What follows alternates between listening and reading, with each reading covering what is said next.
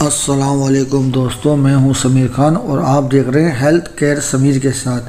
آج پھر ایک نئی ویڈیو میں آپ کے ساتھ۔ آج کی اس ویڈیو سے آپ کی ہیلتھ اور اچھی ہو جائے گی۔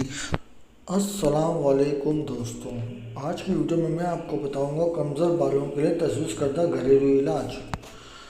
دوستوں، کمزور بالوں کے لیے تجویز کردہ گھریلو علاج۔ کمزور اور روکھے بالوں کے علاج کے لیے آپ مندرجہ تجاویز پر عمل کر سکتے ہیں۔ شیمپو کا استعمال کم کریں، زیادہ سے زیادہ ہفتے میں 1 یا 2 بار ہی شیمپو کریں۔ سخت اسٹائلنگ کی مصنوعات، کرلے وغیرہ اور بلو ڈرائنگ کے استعمال سے پرہیز کریں۔ سرف سے پاک ہلکے پھلکے شیمپو استعمال کریں اور دوستوں کنڈیشنر کا استعمال کریں۔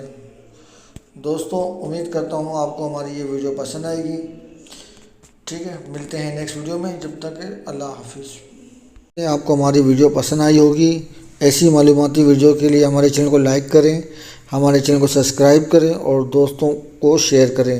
ملتے ہیں نیکسٹ ویڈیو میں۔ اللہ حافظ۔